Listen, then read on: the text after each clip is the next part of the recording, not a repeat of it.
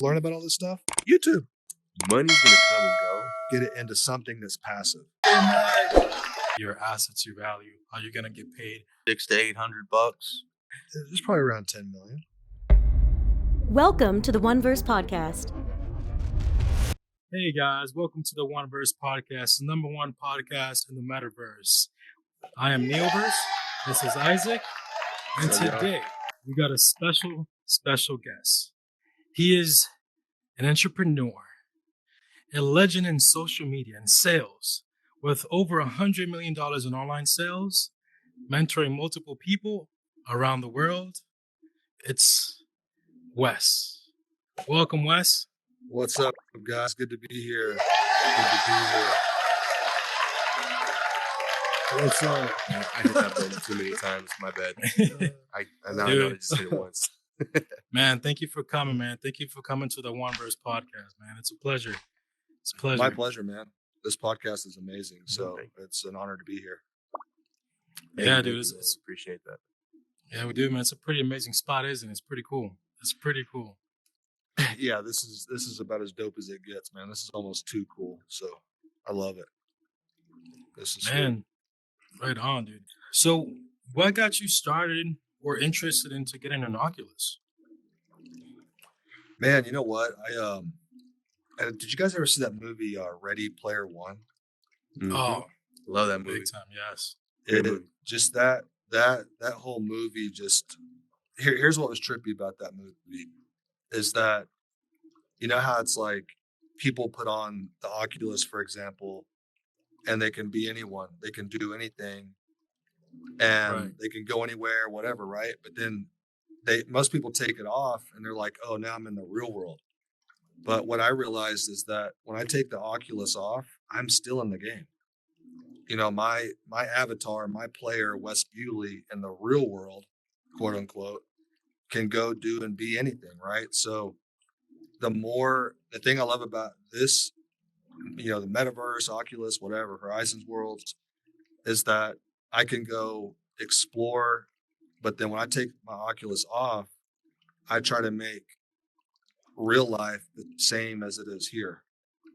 And so I'm always trying to like bring this like, you know, what do we call this, universe, metaverse to the real world and live an awesome life, you know? So anyways, I don't know. I've always been a gamer and I love the freedom, how you can just go and do and be anything in here. I just try to, you know, translate that to the real world as well. So that was kind of a weird answer, wasn't it? Yeah, dude. That's interesting. That's so yeah, dude. So pretty much Ready Player One was your inspiration to like, I need to get into this Metaverse, get an Oculus and tap in. So that was kind of like your initial spark. Yeah, when I first saw that movie, I thought, oh my gosh, that's so far away. So then whenever they came out with the Oculus, I'm like, oh my gosh, it's kind of close. We're here. Yeah, we're here. And then, I mean, now they're starting to work on haptic suits. You know what I mean? It's only a matter of time. The gloves. I was thinking, I was thinking like 20, 30 years. I'm thinking more like 4 or 5 years before we're wearing haptic suits, like boxing, whatever, you know. So I think it's going to be less than that, honestly. I honestly think it's probably going to be like 2 years max, to be honest. Yeah, you really? Yeah, I know Facebook has doesn't Facebook have like 120,000 engineers working on the Metaverse full time? Do y'all know that? Man, they have some ridiculous number, but I know they have multiple projects going on at the same time. All I know is that different aspects of AR and VR. Yeah, dude. All I know is that they definitely dumped about like $10 billion into the Metaverse, into like this program. So $10 billion. You definitely got to have a lot of engineers, coders, programmers, everything working for sure. Yeah, that's a lot. No doubt. That's crazy. Dude, so what was your first experience in that? Like when you popped in, like when you first put on that VR headset and you actually got into Horizon, the space that we're in. What was your first initial thoughts when you got in here? It was better than I imagined. You know, you can't, like, it's funny when I try to explain Oculus to people. I'm like, you need to get an Oculus. You need to come hang out in the Metaverse. They're like, huh? And I don't blame them because you can't imagine what it's like in here until you just get yourself an Oculus headset. So one of the things I'm doing as an entrepreneur is we've got a big online event happening in September. So what I'm going to do is throw an after party in the metaverse. And so if you want to come hang out at this after party, you have to buy an Oculus. You have to get set up with Horizon Worlds or whatever. And I don't care if there's like 15 people there. It'll be 15 people that would have not normally gotten introduced to it. You know what I mean? So And they're definitely not going to regret it. yeah, because I mean, That's for like sure. while I'm here with you guys right now, like I'm sitting on a couch in my house in Austin, but my brain, my memory doesn't know the difference. You know, and as far as I'm like, my memory will think and remember that I'm just sitting in a podcast studio with you guys. It's so dope, you know. So Yeah. not everybody. It's kind of like the same thing with whenever you guys remember when drones came out, Oh, like. definitely. You know what I mean? Like people flying around drones and stuff. And it was so weird because to me, flying around a drone was like the coolest freaking thing. And it's like some people, like I remember flying it in Seaside, Florida one time actually. And I was on this beach.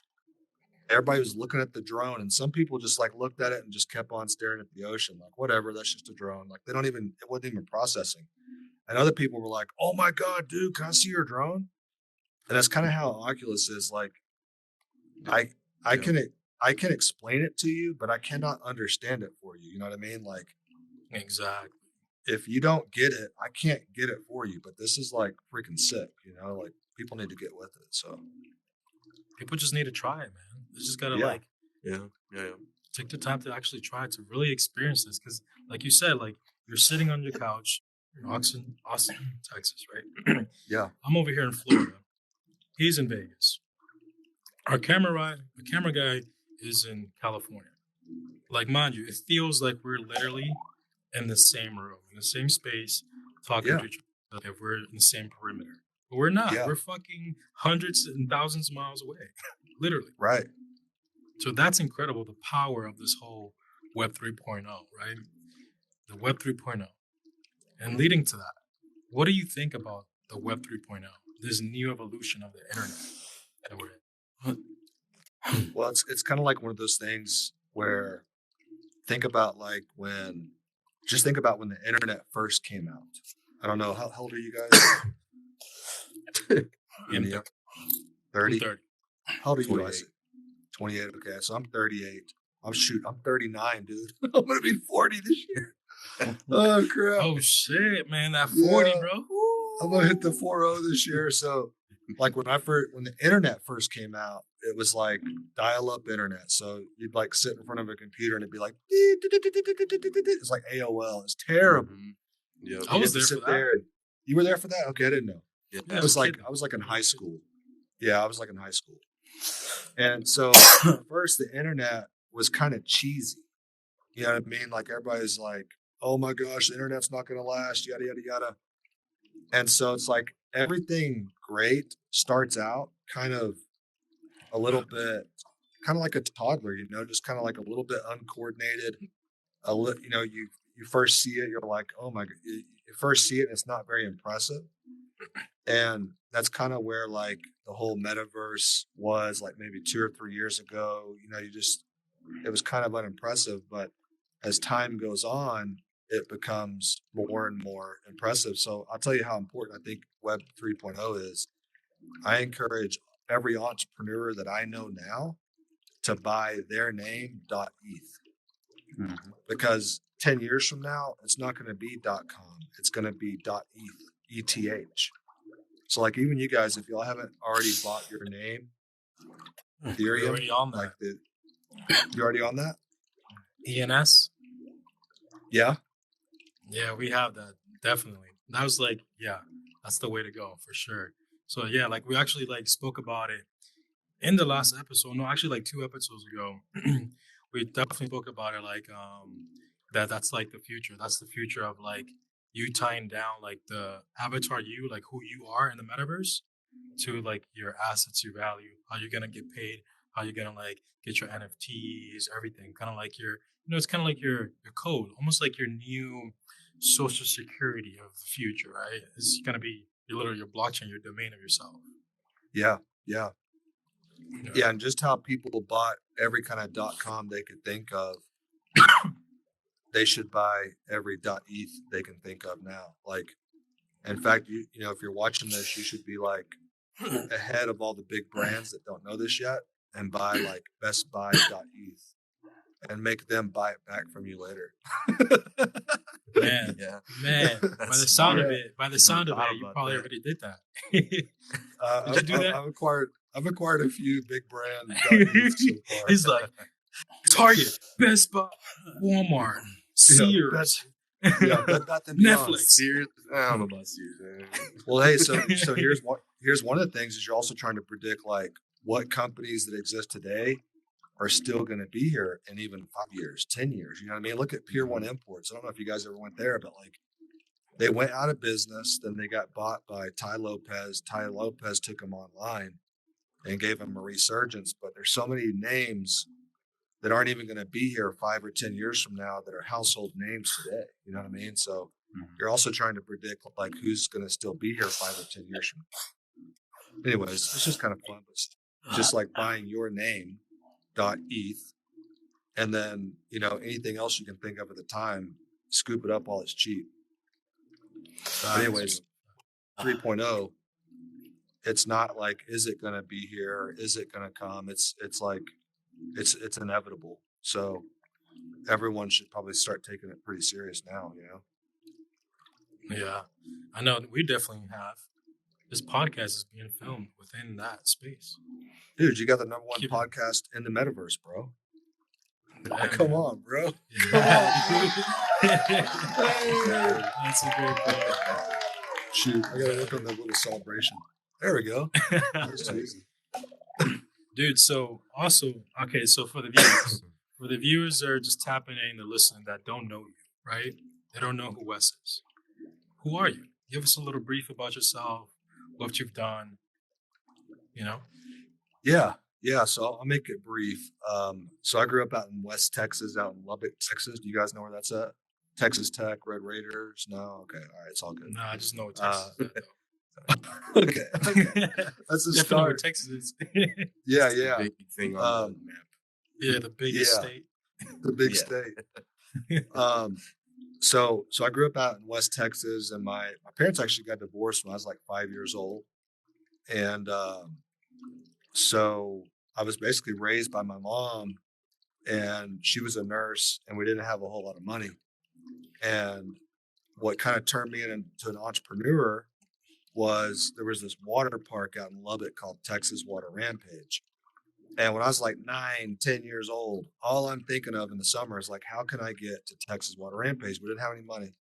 So if I was going to get money, I had to create it, right? And so my mom would fill up my lawnmower in the mornings with gas, and then I'd just go push it around our neighborhood. And if your grass was like high, then I would knock on your door and ask you if I could like mow your lawn for $10. And I had tons of people tell me no. I didn't care. I was going to get 1 or 2 yeses, and then I could get $20, and then I could go. She could pick us up at lunch and take us to Texas Water Rampage. Why? Because a lot of girls that I liked went to Texas Water Rampage, and I wanted to see those girls. You know what I mean? So, like, Yep. I figured out at a young age like what motivated me, and so then at a young age I like realized like when someone said no, it didn't matter. You know, like if someone said no, I'm still alive. So I became unafraid of that, and so that kind of began the early workings of entrepreneurship and realizing that I didn't have to just settle for where I was at. That I you know, no matter where I came from or how I grew up, I could dictate my future. And so, you know, that kind of sprang into when I was going to school at Texas Tech. I was a student athlete, so I was a walk-on hurdler and mile relay person. And in the NCAA, and the NCAA doesn't allow you to, back then they didn't allow you to have a job while you were going to school if you were an athlete, but they didn't say anything about a business. And so I started selling supplements in college, and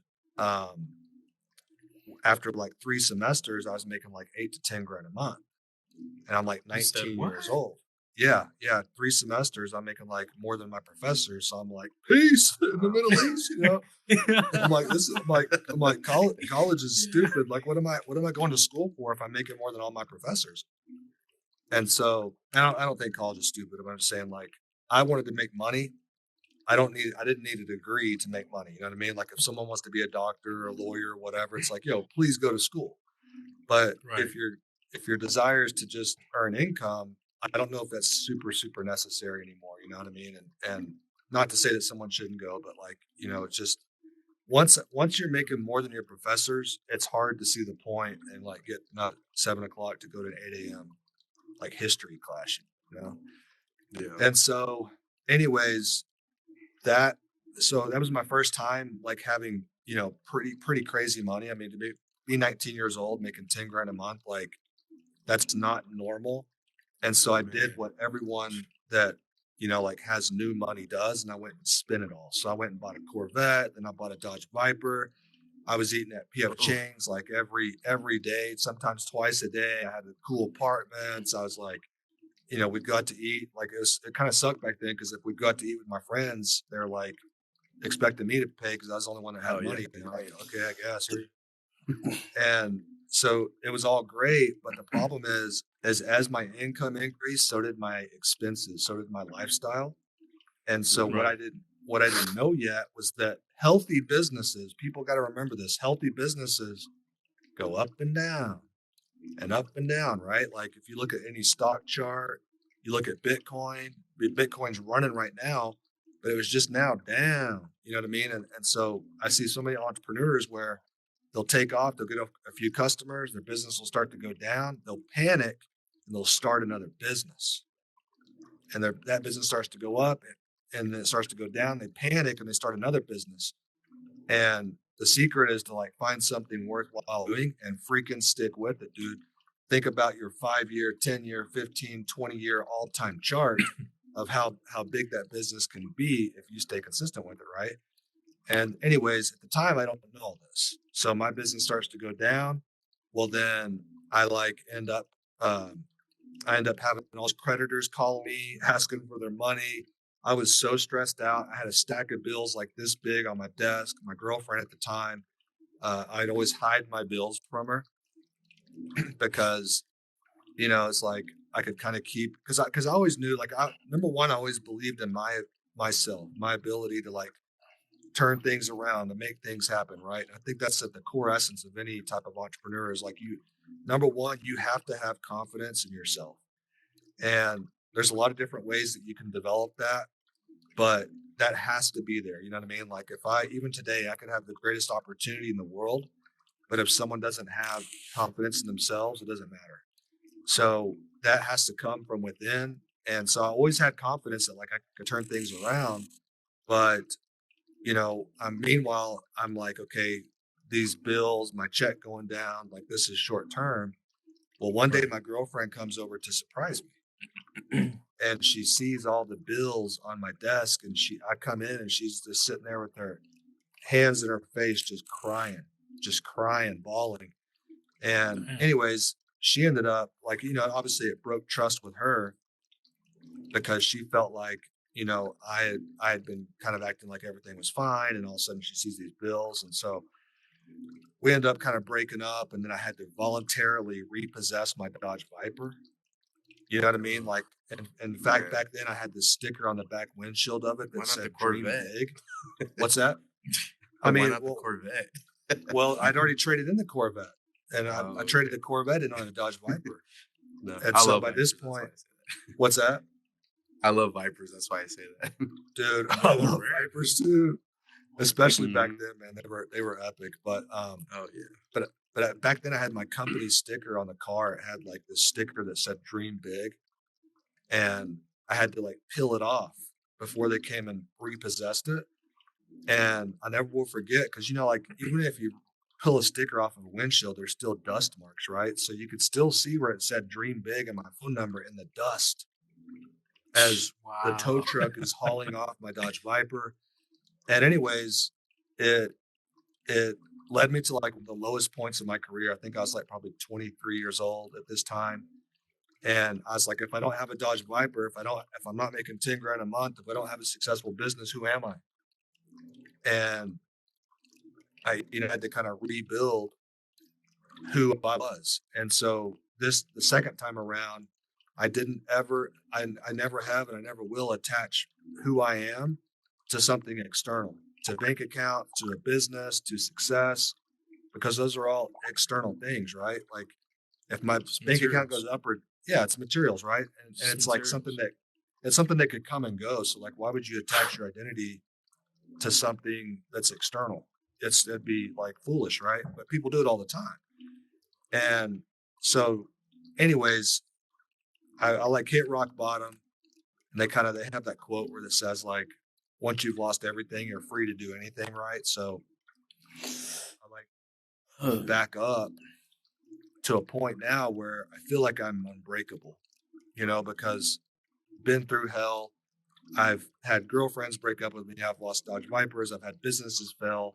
Now I'm not afraid of anything, and once you get to a point where you're not afraid of anything as an entrepreneur, you're a dangerous person. So who am I today? I'm a dangerous person, A dangerous person, I love it, man. That means I gotta be careful.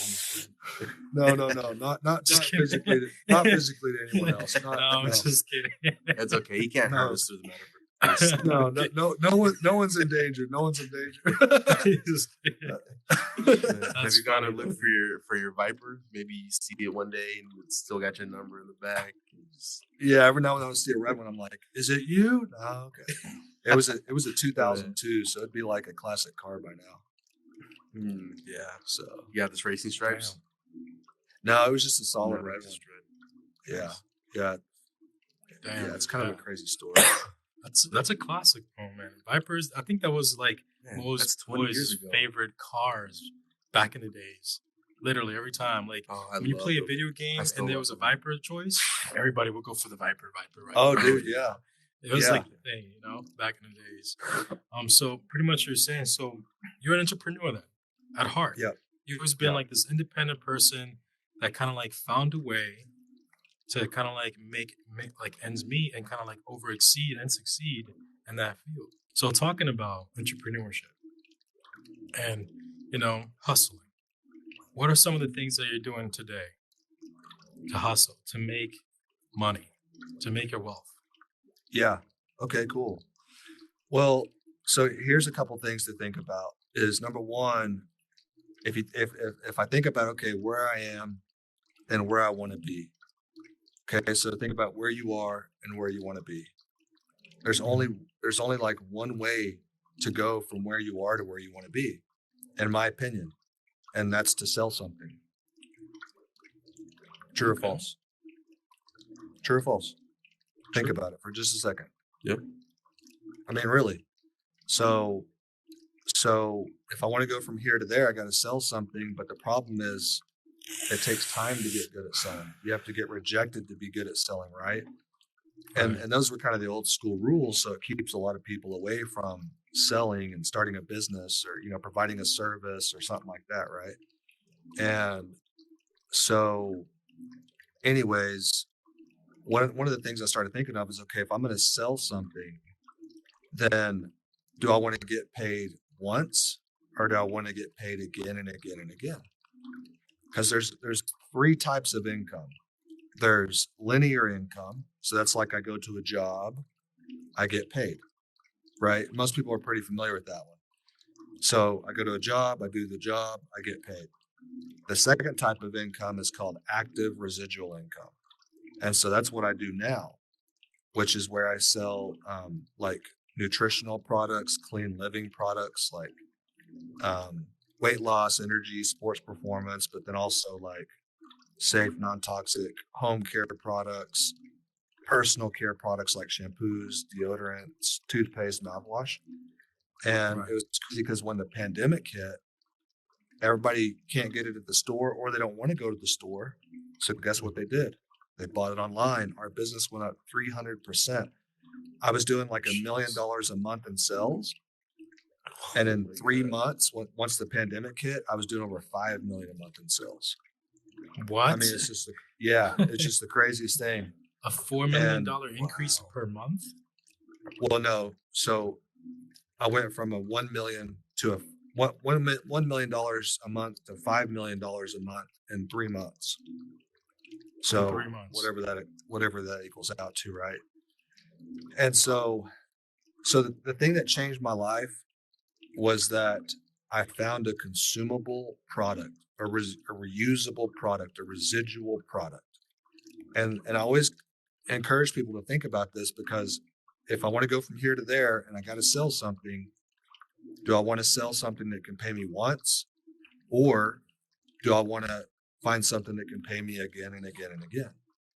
Right. And so it's the same thing with making music, and then or making a podcast and uploading it to Spotify, right? And every time someone downloads that episode, you could potentially get paid for one initial effort, right?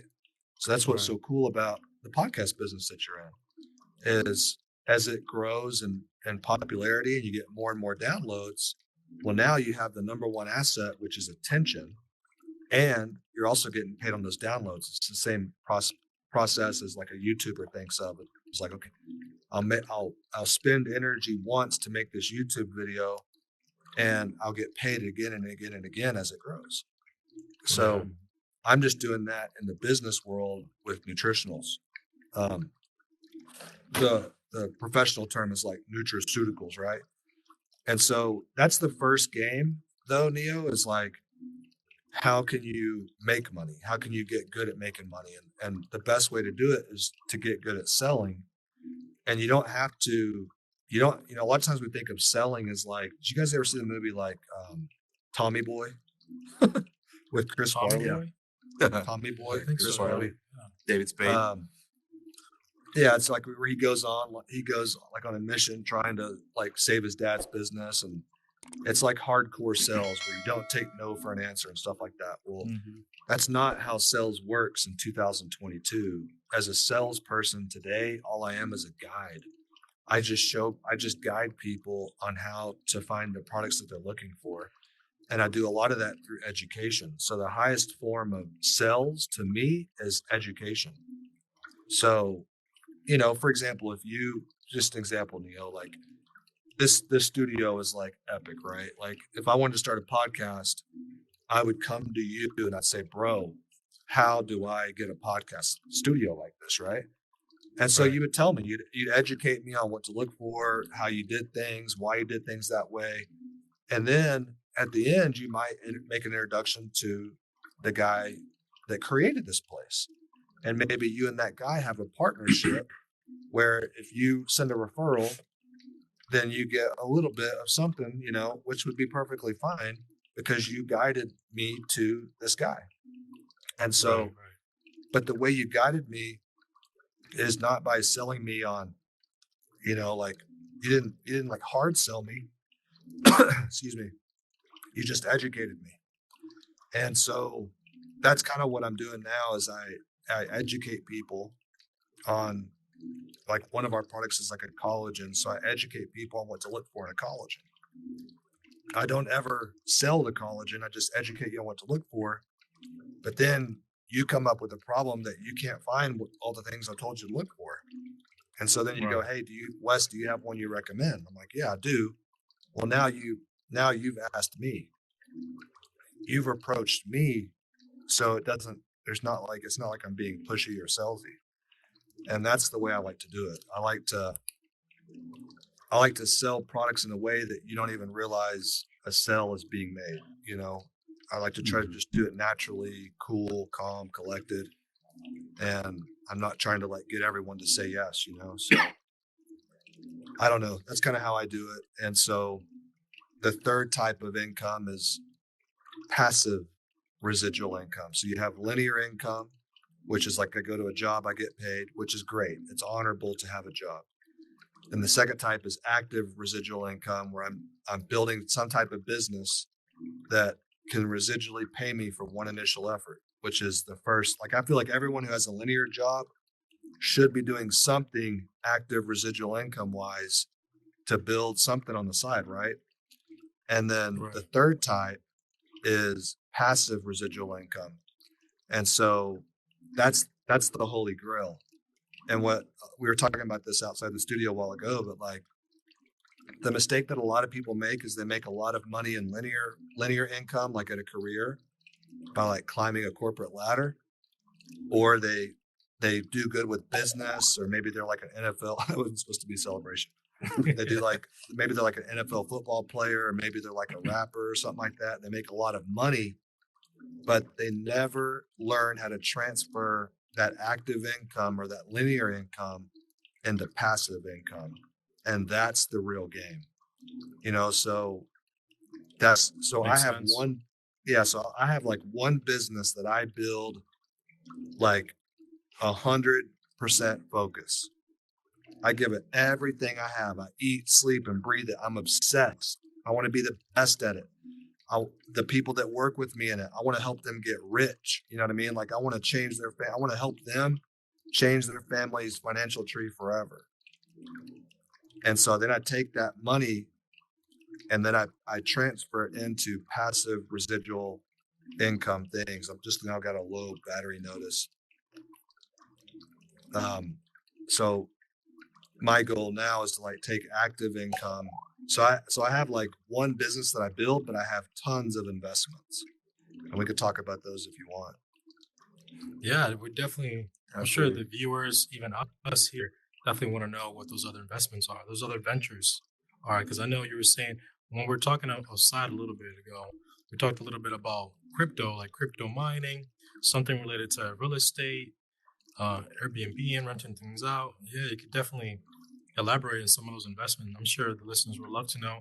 I'm curious. I know we're all honestly curious and how you make it work and how we all want to make money, you know. Sure. Yeah, we all want to make money, man. Definitely. Yeah.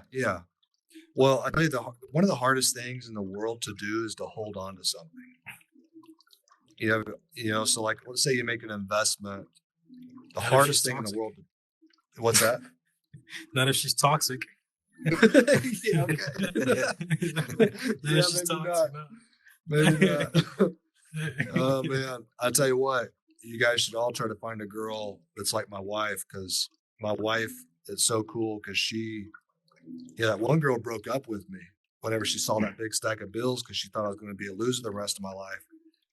And one of the songs I used to this is kind of childish, but it worked for me. One of the songs I listened to after we broke up was that 50 Cent song called "Have a Baby by Me, Baby, Be a Millionaire." Have you guys ever heard that song? Have a baby by me, baby, be a millionaire. I mean, I used to like work out after she broke up with me. I like worked out to that. I like sang that song. I'd drive my car singing that song. Yeah, because I was like crying. Yeah, maybe while crying. But it was like a righteous anger, you know. But I was like, because I knew like, okay, I'd lost my businesses, I'd lost my money, I'd lost my Vipers, but you know what? I didn't lose the real treasure, which is inside of me, which is inside of you, which is inside of you. You know what I mean? So like, you can lose your money, you can lose your cars, you can lose your business, but if you haven't lost that confidence within that you can do whatever you set your mind to, that nothing's going to stop you, well, then the real treasure is still inside, right? So I knew that she had made a fatal mistake by doing that. And so when I met my wife, my one and only wife, when I met Amanda, you know, I was like on the come up, right? I was making like $6-7 grand a month, and I was living in an apartment, you know what I mean? And so now today, you know, we have a pretty nice life. And so she was there with me when I had nothing. So I always have this quote that I live by that's like, you know, eat with the ones that starve with you. And so I don't know where that was going or what I was going to take that with, but I like that. Yeah. No, you're just telling us that we should find a girl like your wife. A girl like find a girl that's not, you know, find a girl that's like she's like the greatest investment, right? Because without her, I don't know if I'd be where I am. You know what I mean? All right. So the real question of the moment this is the real question of the moment. Does your wife have a sister? No. Yeah, she does. She's single. That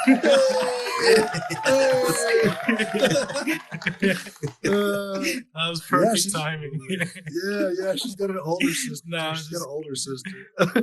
Nah, man, I'm kidding, man. I'm kidding. No.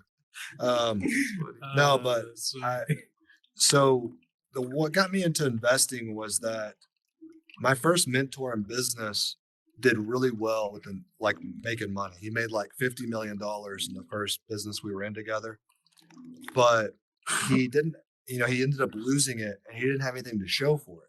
He had like a nice house and a building that he owned and maybe a little bit of cash, a couple million in cash. But think about like $50 million went through his fingers and he didn't have anything to show for it. And so that's what happens to most people. Is the reason why he didn't know what to do with it is because no one had ever taught him. And so I kind of had this mindset of like, A, I don't want to be in that position. B, if I work with someone or if someone even knows me, like I teach these things to people I just know, like on Instagram, even I teach this stuff. But like, if you knew me, then I never wanted there to ever be a reason why you couldn't set your family up for life. And so if you're in business with me, even better. If you're not in business with me, I still want to teach you everything. And so what kind of got me on this was like, I didn't want to just help people make money. I wanted to be able to take you all the way and show you what to do with that money, right? And so like, if you're watching out there, here's like one of the simplest things you could possibly do right now is there's an app called Voyager. There's an app called crypto.com. There's an app called Coinbase, right? And these apps pay out. These apps pay out like, 6 to 9% APY, annual percentage yield. So if let's say I had $10,000, okay, it's not quite enough to buy, an Airbnb rental. Okay. So what can I do with that money? Well, if it's just sitting in my bank account, then it's actually losing because the Federal Reserve keeps printing money, just like with what happened with Ukraine. What do we do? Here's a billion, here's a billion, here's a billion, right? The government just prints money left and right. Well, they devalue your dollar. And I think inflation's gone up like 15% this year. I mean, if you guys look at gas prices, if you look at milk, if you look at the cost of eggs, it's not that those prices are just randomly going up. It's something that exists called inflation, right? And so how do you protect yourself first and foremost from inflation? Well, just for an example, you could transfer that $10,000. I use an app called Voyager.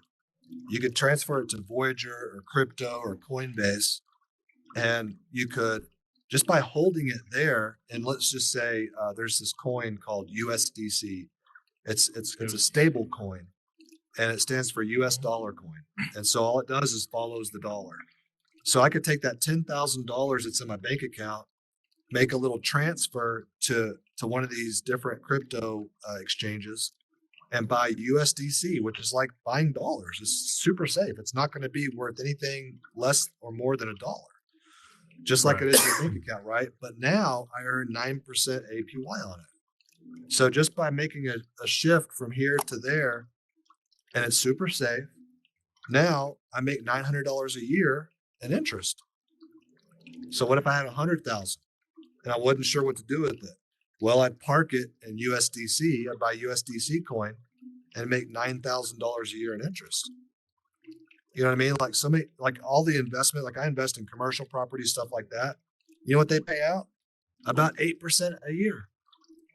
Well, I can get that right now just by transferring it over to Coinbase or Voyager or whatever and earning interest on it. So like, that's kind of like the first thing, like whether you have $100 or $200 or $300, like maybe just look at maybe transferring some money from your bank account, which is losing money, to some type of a crypto exchange where you can earn interest on that money. Right. So that kind of be my first suggestion. And then, I don't ever want to like necessarily give financial advice. I don't want anyone listening to this to buy this just because I say to buy it, because you should never just buy something because someone who you perceive to be more successful or smarter than you, just because you perceive that they're more successful or smarter, doesn't mean you should just buy whatever they say, because they may not know what they're talking about. But I do feel like, if you're just to break it down real simple, there's thousands of different markets. Okay. So you have some guys that buy Pokemon cards. You have some guys that buy NFTs. You have some guys that buy gaming NFTs. You have some guys that buy real estate. You have some guys that buy boat docks. You have some guys that buy storage units. Well, so if you're looking at all these different markets and assets, the first question you got to ask yourself is, which asset is undervalued right now? Because if you had a chance to buy something high or low, what would you choose? Low. You know, something super valuable. If you could buy it low, that'd be better than buying it high. Well, like right now, Bitcoin is one of the most undervalued markets in the world. Now, I wouldn't necessarily buy Bitcoin right now because Bitcoin's going, you know what I mean? It's so hard. Everyone wants to buy it when it's doing like this. But when you should have bought it is when it's going like that and everybody's making fun of it and no one's like excited about it. And it's the hardest thing in the world to buy something whenever nobody wants it. You know, it's like when you see it red, you know this is what I should buy, but then you're like scared. And then somehow when it's going up, that's when you buy. And that's when you should actually be scared. So I wouldn't necessarily buy Bitcoin now, but if you see it go like this again, that's when they think, oh, I should buy it. But really, they should just transfer to USDC, keep it there until they see Bitcoin start to go down again. Oh, well. And then, wait, one second. Sorry about that. Sorry to cut you off, Wes. Yeah. We just got some news that one of our hosts just came back. Schilck, is that you? Schilck. In the number one podcast in the metaverse, bro. Thank y'all for being here. Welcome back. Thank y'all for starting without me. I'm so sorry. I had a family emergency I had to take care of. AVA colonoscopy. You hit it right on the head, bro. Nah, but hey, regular checkups are important, boys and girls. Remember that. Yes, sir. Especially when you're over 40. But yeah, thank you guys. Sorry for cutting you off, bro. I'm so excited to meet you and oh, you're good, man. Get to know. And I thought I heard one thing that is kind of heavy on my mind today, which is Bitcoin. So keep talking about what you're talking about. Yeah, let's keep that run though. Dive right into that. Just dive right into that Bitcoin mining. Yeah. So basically what I was saying was like, you know, now's not like when Bitcoin's running, that's not the best time to buy it. You want to wait for a correction, right? So what you could do is like transfer some money from your bank account. I'm just saying like basic stuff here, like transfer some money from your bank account to a crypto exchange like Coinbase, Ledger, Voyager, buy some USDC now, USDC, and then wait for Bitcoin or Ethereum to correct. Now I want to tell you guys like the two most exciting cryptocurrencies of our time are Bitcoin and Ethereum. Okay. Yep. So That's Bitcoin, right. I think of Bitcoin as like digital property. So I don't trade Bitcoin or send Bitcoin. I'm trying to amass as much Bitcoin as I possibly can as fast as I can because institutions, you know, you guys have been seeing about government regulation of crypto. A lot of people think, oh my God, it's negative. Oh my God, it's going to hurt it. No, it is going to go through the freaking roof once the government starts to regulate crypto. And the reason why is there's so much institutional money that is not investing in crypto yet. But the second that the government regulates it and can somehow get their hands somewhat around it, you know, they'll never be able to just control it, but they can regulate it and tax it. And we want them to do that because what we don't want them to do is feel so threatened by it that they ban it. You know what I mean? So we want government regulation because that creates mass adoption. All right. And it's really good for you when there's mass adoption if you buy some now, if you own some now, because I'm telling you, when there's that mass adoption hit, it's going to go through the roof. Like people have no clue. Now, here's what I want you to think about. Bitcoin is like gold, right? I acquire it and I just sit. It's like if I can't buy land right now, which is like one of my favorite things to buy, if I can't afford to buy land, well, then I can buy Bitcoin. I can buy $100 worth of Bitcoin. I can buy $20 worth of Bitcoin. Some people think you have to buy a whole Bitcoin. You can buy fractional shares of Bitcoin, $100 worth, $200 worth, whatever, right? So I acquire Bitcoin as digital property. But the thing that people don't realize with Ethereum is that Ethereum, you may or may not have noticed this, but like all the other coins build off of the Ethereum blockchain. Yup. Okay. The And so, ERC20s. yeah. So if Mhm. I'm buying Ethereum today, that's kind of like how you go to the app store, like the app store, and there's like all these different apps, and all these different apps build off of the Apple App Store, right? iOS, So, yeah. So if I'm buying Ethereum, then it's like I'm buying Apple 10 years ago. So to me, like if you're like asking me, Wes, we're best friends, like I've got $10,000 or $1,000, like what should I do? Then I'm going to tell you, again, it's not financial advice, but like what I'm going to tell you, if you're my best friend, we're like having a beer or something, is to transfer that to USDC, earn interest on it. And the second that Ethereum and Bitcoin corrects 10, 15, 20%, buy some Bitcoin and Ethereum. So then, from there, if we're talking about how to create more and more, passive residual income, here's the craziest thing is more exciting than crypto is DeFi, decentralized finance. Okay. So Yeah. once you own Bitcoin, once you own Ethereum, now you have something that you can loan against. So other people can put up their Bitcoin and Ethereum as collateral, and you can provide the property, the Bitcoin or the Ethereum for that loan, and you earn interest on that loan. Okay, so that's one thing you can do. The other thing that's super interesting is once I own Bitcoin or once I own Ethereum, or really you can do this with any coin, any coin that you can take out a loan against and put up for collateral. The genius thing about that is, let's say I had $100,000 in Bitcoin sitting on a wallet or a ledger, right? Well, instead of transferring that to cash and creating a taxable event, what I could do instead is loan against it. I could take out a loan against it. There's no Because tax on loans. There's no tax on loans. And so it's the same thing when it comes to real estate, right? Like I was telling you guys when we were out in the lobby about a property that I bought, that it was like a ranch outside of Austin, and I bought it for 1.7 million in August of 2020. Now it's worth 3.7 to 4.3 million. So like a lot of people would hear that and go, dude, sell. And there wouldn't be anything wrong with selling. That's except not smart. for Yeah. it's not necessarily it's not smart. It's not a bad idea. It's just, but then what am I going to do? I'm going to want another ranch. So and there's also the on problem. top of that, Inflated too. Yeah, like if it went up, what is it, like 2.6 or 2.2 million in a year, right? Yeah, What if in another year or 3 years or 5 years, how much is that going to turn? exactly. You're right. What if that turns into like 7.8 or 10.2 mil? You're right. To me, I'll be like, okay, And can I try and predict what you're gonna say? And you can just tell me if I'm totally wrong. Because I did this with my house. Predict it.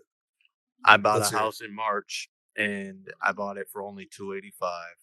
But in a year and a half, it went up to $427. What I did is I refinanced it and took out the equity. So I keep the house, and I got cash in my pocket to invest in other sources of revenue if I choose. Yeah, no, that's a super smart move. And the only other thing I was going to say was I could pay off that ranch if I wanted to, and then just if I ever needed money, I could just take loans against it tax free. Yeah. So, I'm not trying to I'm not trying to go too far tonight, because what we're talking about now, when you have money, you take loans against that money, then you earn interest on that money. Now we're talking about the game of money. And, the first step is like, I need to take my active income and get it into something that's passive. So whether that's crypto staking, whether that's, and how do I learn about all this stuff? YouTube. That's where, Yeah. if you don't, I buy courses and stuff like that, but I find one teacher that knows what they're talking about, and I only listen to them. And YouTube what messes up a Academy. lot of people from being able to do this is they've got 20 teachers that are all just like, do this, do that, you should do this, Yeah. you should do that. And it creates confusion. They never do anything.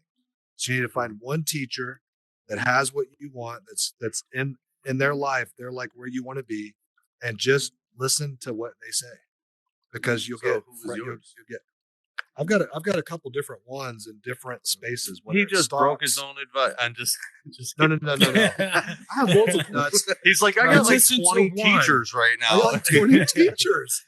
No, that's a good point. No, that's a really good point. Yeah. So, a teacher per asset class. So, like, I have one teacher that teaches me about DeFi, one teacher that teaches me about crypto. So I've got. So that's a good point. Yeah, like one teacher per asset class is what I'm saying. Even in Okay. business, like, don't have 3 different business coaches. Have one business coach that's kicking butt, taking names, and just follow their advice first. Yeah. So one of the craziest things though that got me on this path though was, real estate went up in value like super crazy recently, and Stupid. I was trying to find like, okay, what are some other ways that I could create passive income? This is the craziest story. I don't want to take any credibility away from it, but this is just how it happened. So do you guys know the game PUBG? Players yeah. Unknown, It's an app. Players Unknown Battleground, right? Yep. I played on my phone with my buddy, my other business partner. And so we're playing it one night, and you don't really meet a whole lot of like super sharp people on this game. You know what I mean? Most people, it's not, I would have to bet it's probably the lower income brackets, which nothing wrong with that. I've been there. But you don't necessarily meet a whole lot of like super sharp Rich people. people. on PUBG. Yeah, Right. yeah. You definitely don't meet a whole lot of rich Yo, people. like, bro, like, what's your APY on Bitcoin, bro? You don't meet those type of people. Yeah. Just- No. That's all good. No. No, so we're playing with this guy named Charlie one night, and Charlie's kind of quiet, and we're talking about some stuff, and we're talking about how dangerous hospitals can be, and he's like, "Yeah, that's why I stopped being a doctor," and we're like, because you can talk to the players that you're playing with on this game, Yeah. just like we're all talking now. And so I'm like, "Wait, you used to be a doctor?" And he's like, "Yeah," and we're like, "Yeah, right." And he goes, "Yeah, I used to be a doctor," and he goes, "Now I own an auto collision center, and I also own a rather large farm." And this is all being done through audio. We're like playing this game, like shooting people in the game. And I'm like, first of all, who talks like that? Like, I own a rather large farm, And so we're joking around. We're like, what are you doing? I'm in Bitcoin. And he goes, as a matter of fact, yes. We're like, what? Are you serious? And so we end up like talking to this guy for like 2 hours, just like asking him every question in the book. Well, these mining machines, let's say they're about let's say they're like $12,000, right? It's let's say it's like $12,000 to buy a crypto, like a Bitcoin mining rig. Maybe a little bit cheaper than that now, but let's just say 12,000. So I pay 12,000. I buy this machine. Well, this guy has a farm, so I don't have to like plug it in at my house. I mean, they're super loud. They're like all day long. You don't want that at your house. Life would kill me. So for $100 a month, he hosts it at his farm. And I've got a website you guys can check out if you want to like really learn about this. It's called passiveincomerobots.com. Okay. And it has a video and it walks you through everything. It has like footage of the farm and stuff like that. So passiveincomerobots.com. But literally what happens is I pay him $100 a month, and then he turns on this machine for me. Okay. And he points that machine to pay my wallet. All right. And so literally 24 hours a day, 7 days a week, these machines are bringing me money all day long. That's all they want to do. And so a lot of people don't understand mining. Like, how are you making money? It's because every time someone buys Bitcoin and sells Bitcoin, what makes that transaction possible is these machines, these supercomputers solve a complex mathematical problem in real time called an algorithm. Mhm. And it'd take like a human, 6 days. These guys do it in like 6 seconds. And so they get rewarded, similar to like in the year 2000 when people were selling credit card machines. Do you guys remember this? And they were selling credit card machines, and you were trying to get credit card machines in like all these different places because you knew if Dillard's carried your credit card machine, then for every transaction they did, you would get a small percentage. So It's like So- 5% now. Yeah, it's nuts. Yeah, yeah. So buying a mining rig today is like buying a credit card processing machine 20 years ago. So I want you guys to think about this analogy though. good point. If I called you Schilck and I said, "Hey, man, I've got these rentals in Austin. They're like $12,000 and they cash flow about $600 to $800 a month. How many would you like?" As many as I could afford. Totally. And that's exactly what we're talking about with Bitcoin mining. So I got one even- question though. Yeah. Sorry. No, One you're fine. question that I've been told about is electricity bills associated with this. Is $100 a month paying for the electricity? No. So you're like, so when I say cash flow $600 to $800 a month, that's after your $100 a month in hosting, and that's after your electricity bill, which ranges anywhere from $90 to $150 a month. That's it? So, I thought it was it's still not thousands a bad. month. Well, hey, guess what? So does everybody else. That's the great thing Yeah. about it. Everyone thinks, oh, I had no clue it was that affordable Like for that. electricity. I feel like everyone that's thinks, what keeps "Oh my people away gosh." from it. I feel like That's that's exactly- what keeps people away from it. exactly. I guess it's Yeah, kind most of good people- and bad, right? It's Well, it's great. We It's great should, news share because this information. yeah, we're most- gonna bleep most this shit out people- of it. Just kidding. yeah, well, most people think it's too expensive or mining's real expensive. Now it's kind of like an echo chamber. Everyone's saying it, right? Oh yeah. The electricity is too expensive. That's the greatest thing for all four of us and anyone listening, because let them think it's expensive. We'll just keep buying more and more machines, right? So it is ridiculous because here's the thing. It's not like well, number one, if you guys own a business, when you buy these machines, it's a computer you're buying. So you have to check with your CPA, but under section 179, it could be a legitimate write-off, just buying the machine because it's a computer. So you got to It's a check with your business, CPA, yeah. find out. Okay. But then it's not necessarily making money. It's mining it, right?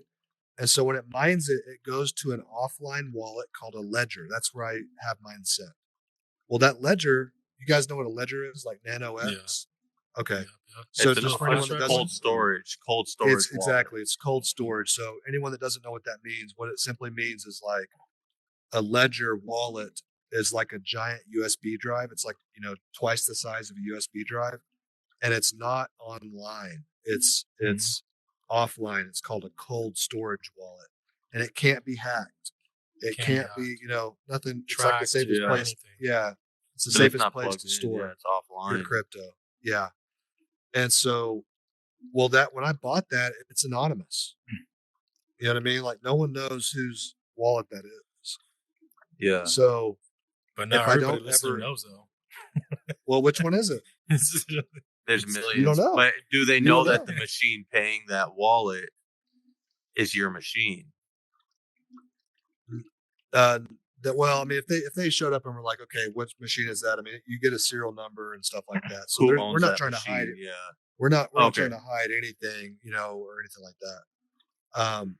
That one of the things I liked about this particular mining farm is they wanted to bring credibility and confidence to the crypto mining space because there's a lot of people that are kind of like, not doing things the right way. And these guys, the reason why this works is because the people that own this mining farm are just like world-class people, like really, really, really good people.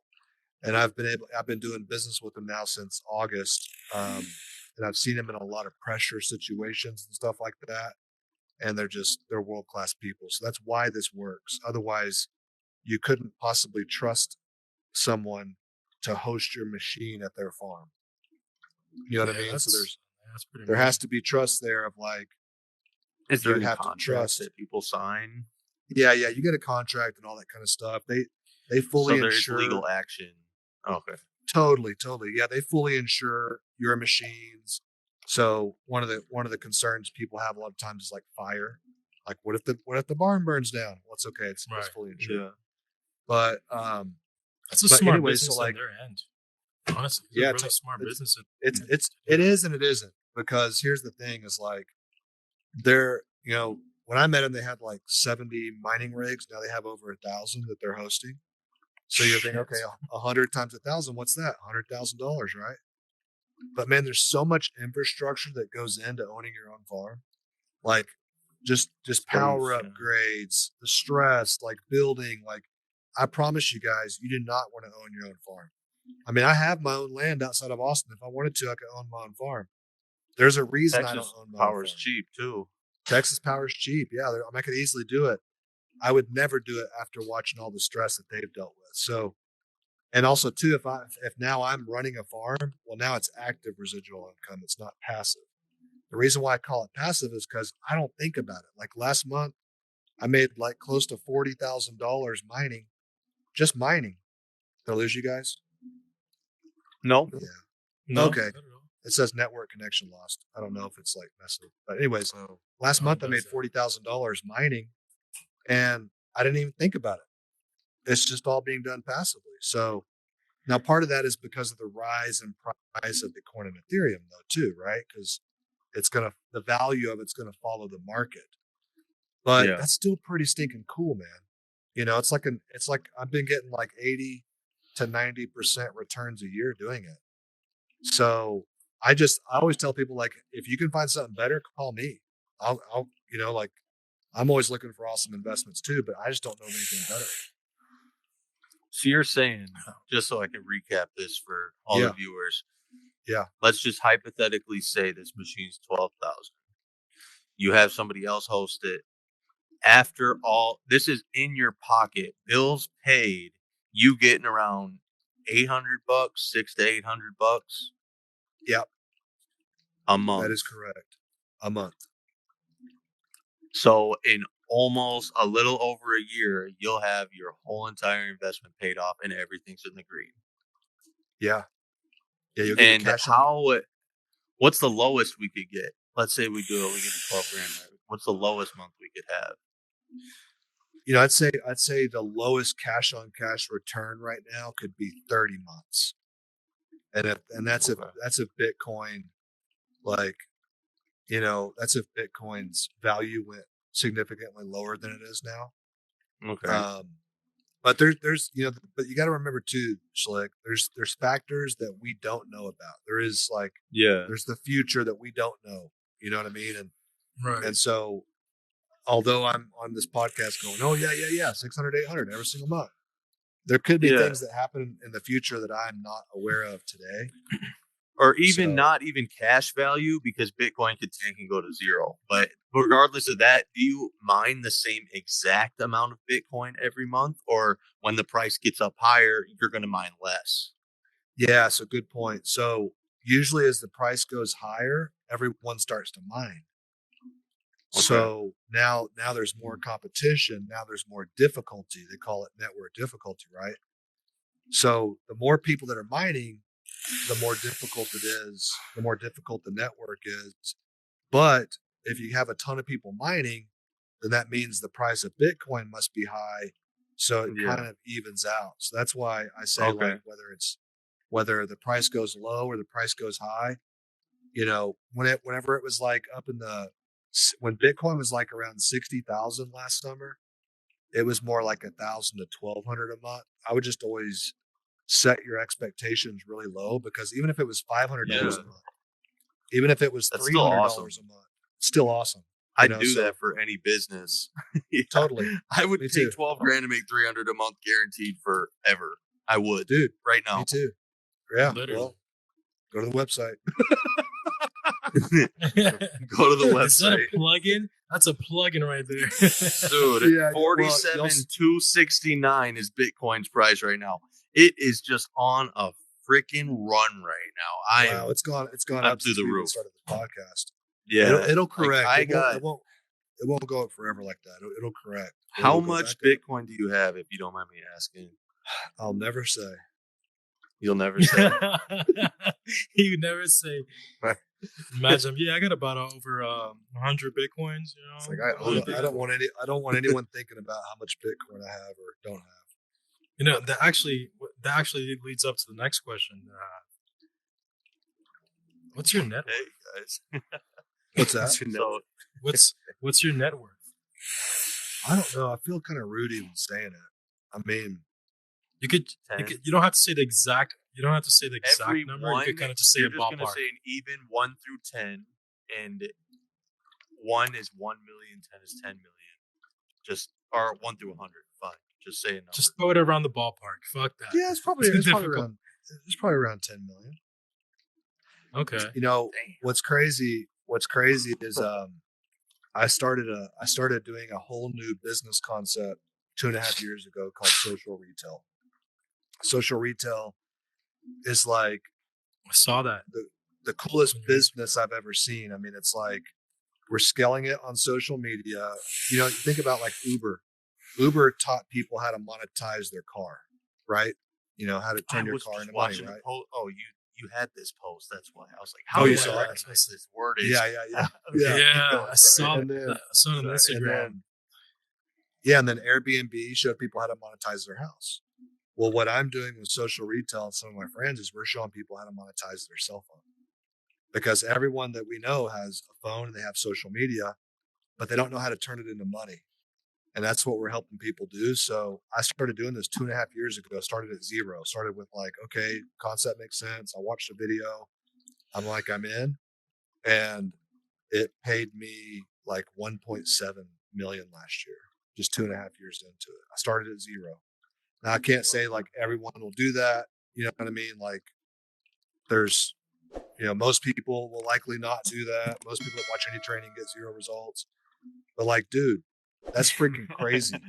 In fact, social retail, you'll see what happens over the next 10, 15, 20 years. It'll be responsible for more people creating wealth than anything that's ever come before it from a business standpoint. Because just think about it, like how many more people have a phone that have an extra car they can go drive or have an extra house they can rent out. And so it's freaking unbelievable. I mean, if you guys called me and said, okay, help me make an extra $1,000 in active residual income, I would take you guys to social retail all day long. And so then we show you how to build a business online and cover some of those needs. And then we take you all the way and show you what to do with that money once you have a surplus, right? So my goal was never to be rich. I just wanted to be free. Like I just wanted to be a free man and not have anybody own me. So I feel like that's a lot of men's desires, like I'm not trying to I like, feel like we could all agree with that in here. I feel like all of us Definitely. are in that same Yeah. spot. We all I'm owned right want this. now. I'm owned.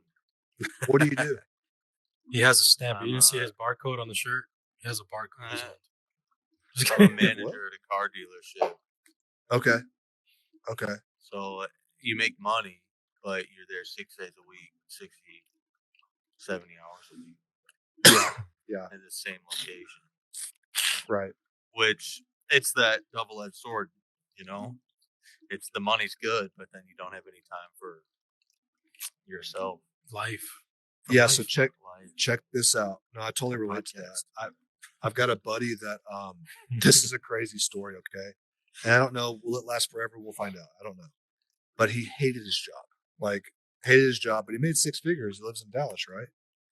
So he took out a SBA loan, small business loan, bought 12 mining rigs, put it in his 2 weeks notice. Dang. You know what I mean? 12 mining rigs, that's almost 10 grand a month. Yeah. Basically covered his income that he's making at his job. Now, the only difference with him versus someone else is he's not stacking it. He's cashing it out every single month and living off of it.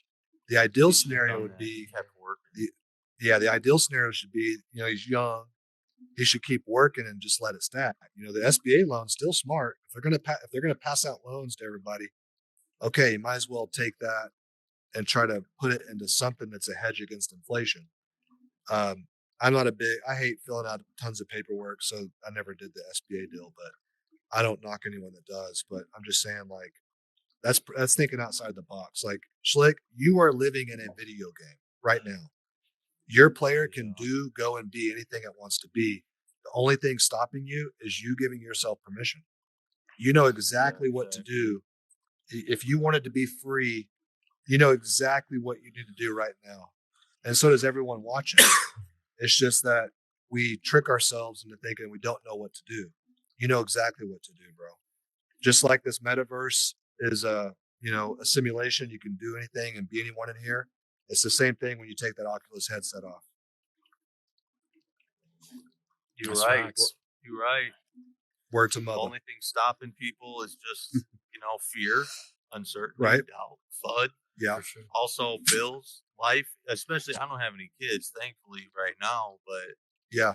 if you got a baby, you're like, would I really quit my 6-figure job here and start with Bitcoin mining machines?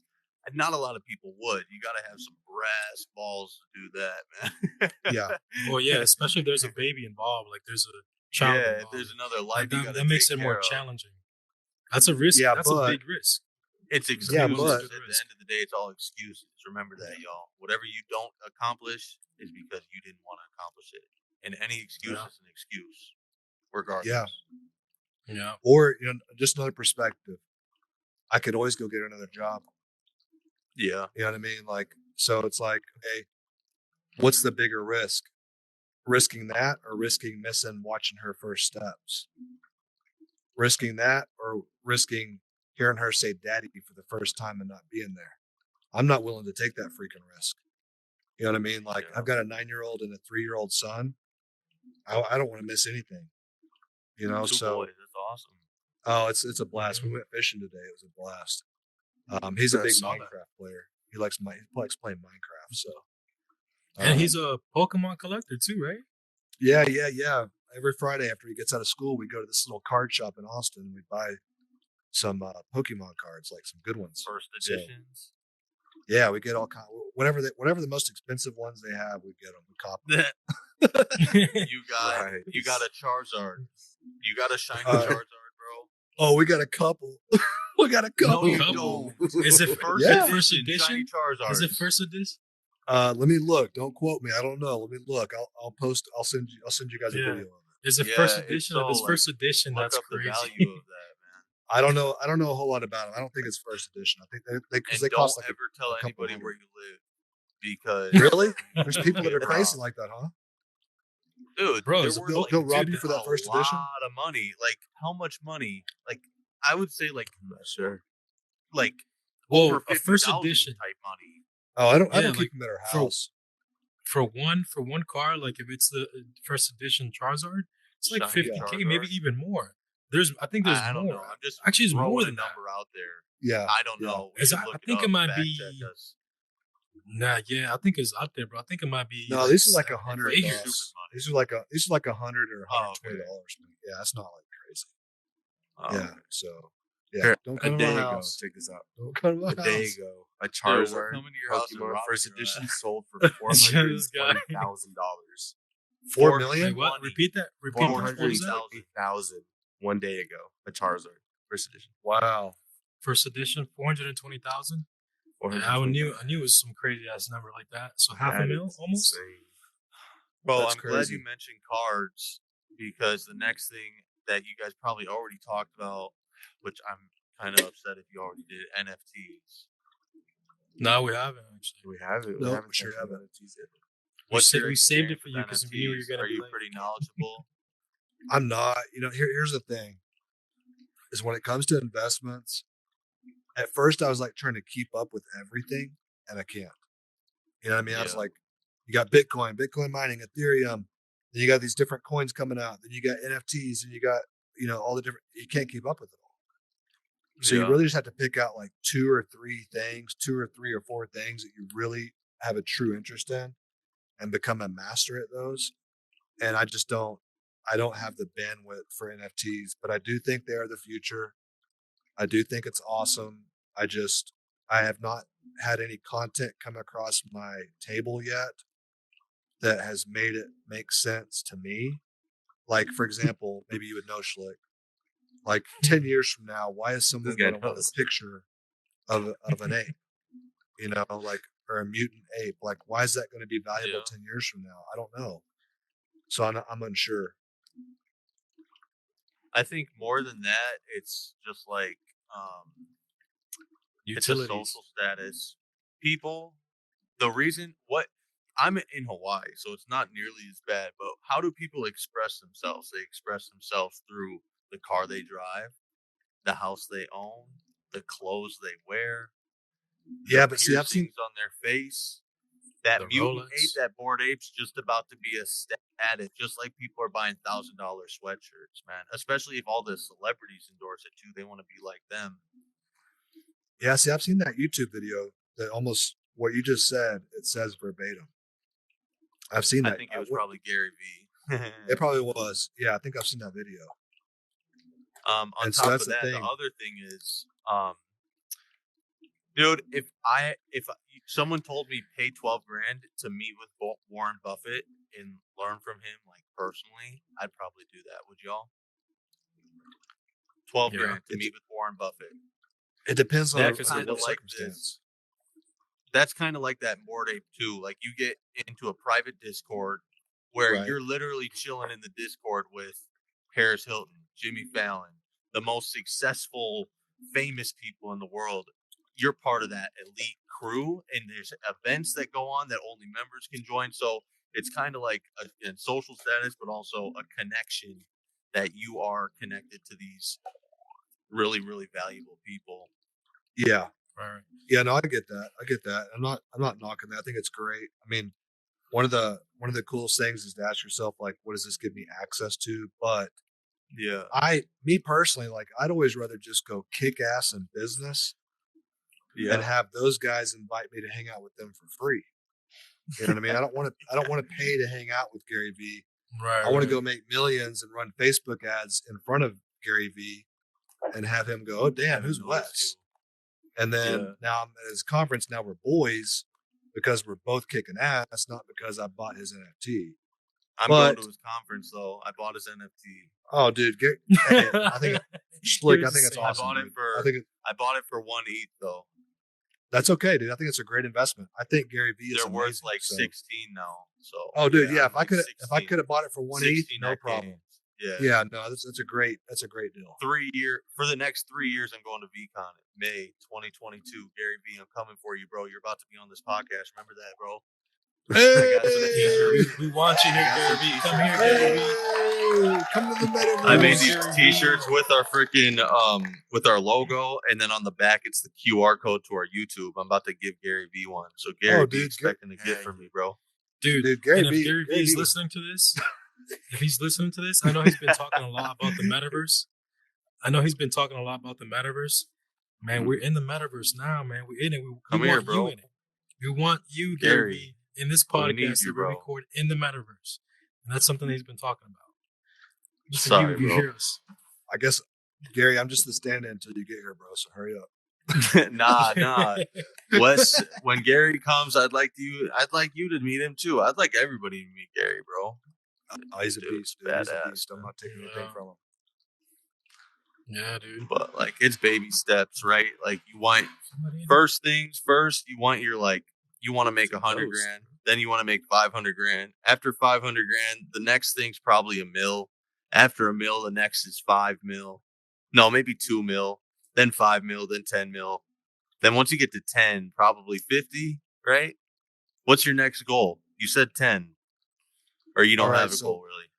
All right, so Schilck, I really like you a lot, and I don't mean to keep countering what you're saying because I think you're making some great points. You're talking about a zero-sum game right there.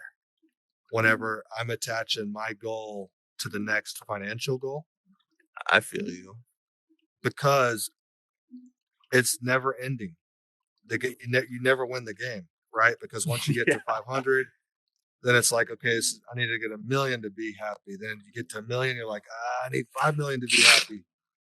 And all you're really after anyway is a feeling. Think about this for a second. This will change your life, guys. If I say I want to make $1 million a year, what do I really want? I want the feeling of that. I want the feeling of security for my family. I want the feeling of being free. I want the feeling of taking care of my family's, financial future, right? All I'm after is a feeling. And I can give myself that feeling right now, regardless of where I'm at financially, right? the thing is like I try to put everything in like 4 boxes, like faith, family, fitness, finances. So I'm only going to be as successful as I possibly can be while maintaining my faith, my family, and my fitness. I'm only going to be as fit as I possibly can be while maintaining my finances, my faith, and my. You see what I'm saying? Like I, Right. I want to crush those 4 categories, and so I can be happy with the body I have. If I'm doing pretty good in the other 3, I can be happy with the paycheck that I have. If I'm doing pretty good in the other 3, and again, even with that, all I'm after is a feeling. All I'm after is a feeling of like uh, diversified accomplishment, right? So I try to get away. I try to not to be like, like last year, I'd say, okay, I've made 1.7. This year, I got to make 2 million. Well, I don't do that anymore. I used to do that all the time. So, so I just have, I'm just saying like it doesn't, even when I got to 2 million, well, then now that's not good enough, right? Is someone coming in? Yeah. No, it keeps Are they doing just this. Like chilling? a ghost Yeah. in here. I think it's Cali. It's Invite probably Cali. Invite Yeah, Cali. But another, It's if you probably were like broke Facebook, right wait, now, wait, would you be wait, thinking the same sneaking way? around. Wait a second. Before you ask that question, though, like Yeah, I that's a wanted good to add question. to that, man. Like, it's not a question. I kind of just wanted to add to it, Yeah, man. Cali. That's why, like, within this last year, I've kind of like switch my whole priorities from like thinking of just like making money, and prioritizing that as my life. I lately like that this within this year, I kind of like came to this revelation of just like, hey, like life and reality is about like making a difference, about like actually leaving an impact. And like that Yeah. whole thing you were saying about, I don't want to put myself in a category and to make this amount of money and that amount of money. That's a good point that you made because life is more than putting yourself in a numbers game. That's the definition of It's happiness, not money. yeah, it's about yeah. actually making a difference, and that's been like within this year. I'm like, damn, that's kind of like it switched everything for me. I'm like, man, I just want to make a difference. I just want to Yeah. leave an impact. That's like the priority. That's how you Yeah. get fulfillment, eternal happiness, and all that. Mhm. That's how I kind of want Totally. to add to that because it's, No, it is it's a good a point. great. It's true. That, So I've sorry, And just I a little agree. story about me too. Like I felt like I was stuck for a couple of years, right? And I was living away from my son. And now I'm back with him. And I came to the, like you said, realization like money's gonna come and go, but that time that I have with him and what I'm gonna do with him and impact his life is more important than anything else in my life. So Yeah. like, family, faith, family, fitness. Fitness I need to throw in there definitely. But Yeah, I do like that too. impact that I'm gonna have on my son's life is more important than anything. And that gives me joy and happiness. So Dude, but shout out to so does shout money. out to Isaac that's not just a man, but it's also a dad, dude. Like so many men are out there like having Not being kids, but they're fathers. not being dads. It takes a Oh, real yeah. man to be a Yeah. dad, dude. So huge congrats. Thank you. Man, what the heck's up with that door? I see Callie back there. What's up, Callie?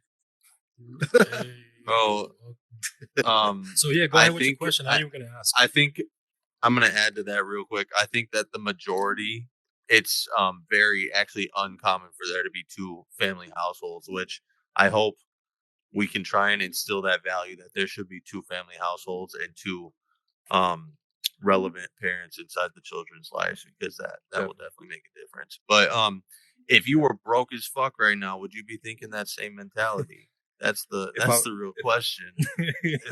You got if I 2 was babies smart- right now. Yeah, no, if I was smart, I would. Because here's the thing is like, if I was broke right now, of course I would do whatever was necessary to provide. Like the basics, right? Like, I mean, you think I'm gonna let my kids go hungry? Hell no. You think I'm gonna let them Yeah. go without a house? Hell no. I mean, I'm gonna do whatever it takes. And I have a lot of respect for anyone who's out there that maybe they're not making tons of money, they're struggling, but they're willing to do whatever it takes. I got a lot of respect for that. But all I'm saying is like, you can get into the trap of trying to create the perfect life. And instead, what Yeah. I have found more valuable is to look for the perfect moments. Just like, you're hanging out with your son today, Isaac, like you created a perfect moment on purpose with intention. And you can do that no matter how much money is in your bank account, right? But the thing that Yeah. you weren't here for at first, Schilck, was that my first business, it went really well. And then it started to go down and down and down. But the first time my business went really well, I added expenses and lifestyle cost to meet it. So even though I was making a lot of money, I was still living paycheck to paycheck, but I had a Dodge Viper that got repossessed, and I was living in a real nice house in Nashville that I got evicted from. And so I ended up living with a lady named Rainbow. Seriously, this is a real Whoa. story. I lived on the couch of a friend of mine named Rainbow because I lost Shout my out to home. Rainbow. Yeah, dude. Rainbow. Yeah. She was cool. But here's what happened, Schilck, is I was successful, and then I lost. My business went down and down and down and down and down. And then my girlfriend broke up with me at the time. I was telling these guys how when she broke up with me, she thought that the rest of my life we were always going to have financial problems. And so to come back, I used to listen to that 50 Cent song called "Have a Baby by Me, Baby, Be a Millionaire." Have a baby by me, baby. You know the song? Yeah. Okay, yeah. Anyway, so I know Callie back there knows that song. She's over there dancing back there. Yeah, That's what she's doing. like, She's over there, yeah. dancing. I'm actually playing it now. But basically, what happened, Schilck, is I lost everything, and I had my identity wrapped up in my car and my success. And I was a successful business owner. I had this Dodge Viper. I had this nice house. I had this nice life. I'm successful. I made it, right? So who am I if I don't have all those things? And Yeah. I went through it. I had like panic attacks. Like it was a scary time, but it was the greatest time because I had to rebuild my identity. I am not my bank account. I am not my business. I am not my car. I am who Christ says I am. And dude, he says I'm more than a conqueror. He says I'm the head and not the tail. He says I'm above and not beneath. He says I'm blessed in the city and I'm blessed in the country. And so then what I realized, Schilck, is that I could lose everything externally, but as long as I still had the confidence in me and making a difference in this world and the fact that I could do it, then the treasure was still within and I could rebuild. So if there's someone who's starting at zero, realize if you have the desire and you have the energy, the treasure is still within. You can go do and be anything you want. And man, when you don't have much, that's when you're the closest to God, bro. I mean, for real. Yeah. Like I feel you on when that, man. when you're like scraping by, when you're hungry, when you're not sure how you're going to be able to pay your bills this month, that's when you're the very closest to God. And that's a special place to be. I wouldn't want to be there forever. I mean, I still want to be close to God, but I'm saying like I wouldn't want to be there forever. But the way I don't ever go back is I work today. Like I'll wake up tomorrow and work like a demon. Like I'll work all day long trying to crush my business because I don't ever want to go back. So I don't know. I don't know if that answered your question or not, but No, dude, it makes sense. Money, we are humans. We're way more than our bank accounts. And there's millions of really, really, really, really, really rich people that blew their brains out because they hated lives. Right. Money's You're right. never going to buy happiness. So, yeah, I get that. And having that mindset, it's all mindset. Like, because I'm what I call broke, right?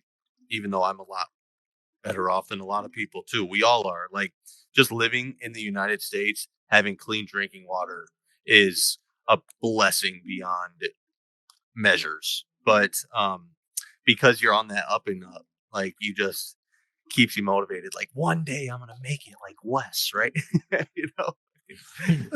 But of course there's the other edge where you can't make your identity, because you are going to hit that goal if you try hard enough, and then you're not going to be anything without that status. Well, I think to what Neo said, what I would do to answer your question, is I would wake up tomorrow and do what I wanted to do. So I would think, okay, what, like number one, like just checking with me, like what do I want to do today? What gives me energy? What inspires me to work on? And I'd work on that. And eventually, take for example with you, it's like you have this vision of starting a podcast in the universe or Metaverse. Now you guys collectively have the largest podcast in the Metaverse, right? Well, you keep doing it, you get even more consistent, you have even more guests, now you have even more viewership, now you have even more eyeballs, now you get bigger guests on here. Pretty soon, who's Kanye West is going to be sitting here? Pretty soon, you don't know who could be sitting here, right? We want those sponsors. That's what we want in here. Get them sponsors. Yo, Gary V, I'm still coming for you, bro. I haven't forgotten. You're my number one target, Gary V. Which I forgot. Gary V. Got the target on your back, bro. Talking about sponsors, there's actually a little. Talking about sponsors, there is actually a little game that we forgot to do that we kind of like do with everybody. So there's pizza. Pizza. There's pizza. What's your favorite pizza franchise, bro? It has to be a common one.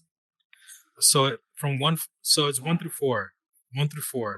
Okay. Domino's, Pizza Hut, Ozone, Papa John's, Little Caesars. From 1 through 4. Yeah. 1 is obviously the best, 4 is the shitty one. Okay. I would go, on my experience, I'd go Papa John's, Domino's. What is it? Did you say Pizza Hut? Pizza Hut, Little Caesars. Pizza Hut's good too. Pizza Hut, then Little Caesars. Little Caesars is last. So Papa John's. Bro, I've been saying Papa John's Papa John's, bro. Oh, right, yeah. I'm a hater. Yeah. Papa John's, Domino's, Pizza Hut, Little Caesars. Yeah. I'm not mad at any of them. I'm not mad at any pizza, but I'm just saying. Yeah. Yeah, so here's the thing though, cool. You don't need sponsors. If you get the attention and the eyeballs, the sponsors will find monetization. You. Yeah, they'll come to you. And in fact, with Gary V, since you bought V Friends, Schilck? I bought a V Friend, yeah. Dude, I got a Series 2 coming for free. Dude, I bet you anything if you sent him a message and said, "Hey, I bought V Friends. I wanted to see if you'd come on my podcast in the Metaverse." I bet you anything Gary V would do it right now. He's going to be in I've been blowing this guy up for fucking months straight. He definitely knows me, but he's giving me the. I think he's like looking at me like, bro, I just see how much you like me or how much you're into it because I've been blowing him up. He definitely knows who I am, and he has had a little bit of communication with me, but okay, not very much. So we're talking about attention, right? What you need to do is stand outside of his building in New York. Is it New York, right? Is that where his building is? Stand outside his building in New York with a cardboard sign that says, "Gary, I bought V Friends. I'm an NFT owner. Attention. I want to have you on my podcast in the Metaverse." Dude, I bet you think that word's not going to get to him at the top of the building that there's some guy downstairs that's holding this cardboard sign. What you got to do is fly a drone with a little note on it. Yeah, dude. I think the thing that I'm going to do, just because I'm going to VCon in Minneapolis, Minnesota, there's less than 10,000 people that are going to be there. It's in the Viking Stadium. Wow. I'm about to have T-shirts with the NeoVerse podcast and the barcode. I'm going to have, I think, like 20. So I'm about to give them out to people. And I'm going to make sure to try and give it to Gary V. All right. So, hey, Schilck, here's something else you need to do. Gary V. Schilck, here's what you need to do. Go follow everyone that Gary V's following. And see if you can get them on the podcast. When Gary starts seeing those guys are on the podcast, now it's easier for you to say, "Hey, I've had so and so and so and so and so and so." Because this is exactly how there's this country club, this golf course in Austin called Austin Country Club, and it's hard. You can't get on unless you know someone. Well, I don't know anyone, right? But I know where all of them eat. I know where they all eat lunch. So every Friday I go eat lunch where I know all the members go eat lunch. I drink a couple beers, make some friends. Now I can get on the golf course if I want. So that's cool. How'd that happen? Through proximity, right? So don't be denied, dude. I want to help you guys get Gary V on here too. Oh, dude, that'd be awesome. We'd be grateful you'd help us out. It'd be amazing. We want to get big names in here, bro. man. Like We want to get huge, Elon man. Musk. You know who I We want to already get? had Elon Callie Musk. on. Callie's about as big a name as it gets.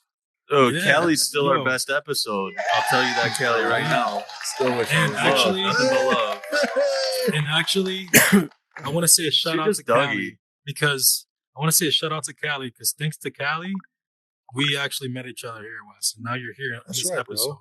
Thanks to Thanks, Callie. Callie. So shout out to Callie. I man. remember It's been we awesome. were all chilling at the Museum of Illusions. And then this Yeah. big shot, Mr. Wesley comes by. And he's Oh, like, yeah, right. I'm the coolest dude in the world. Don't talk to me, peasants. And we were like, oh, man, we love you. Come on our podcast. Nah, just kidding. Oh, I didn't say that. I didn't know You've how to always talk. been, he's No. always been very nice, very I nice, didn't- I didn't very know how to humble. Yeah. What was Good that? vibes. Always good vibes. Always good vibes. You from this guy. were. Nah, somewhere. don't You were gone. That was, I think, You were during your, MIA. that was during your Midlife MIA, crisis. your MIA movement. Did Isaac disappear for Yeah. a little bit? Yeah. Life, Yeah. duty. But not Philly only because he ball. was moving. He Girls, was I wasn't there. Yeah. Yeah, he was just moving. He was moving from state to state. Since he used to live in Yeah. California, he was moving to I see Vegas. So that was like that transition. So before we wrap up, this Yeah. question I do want to ask: what is a message that you want to tell the viewers? Like, what is a positive message that you want to like leave for them?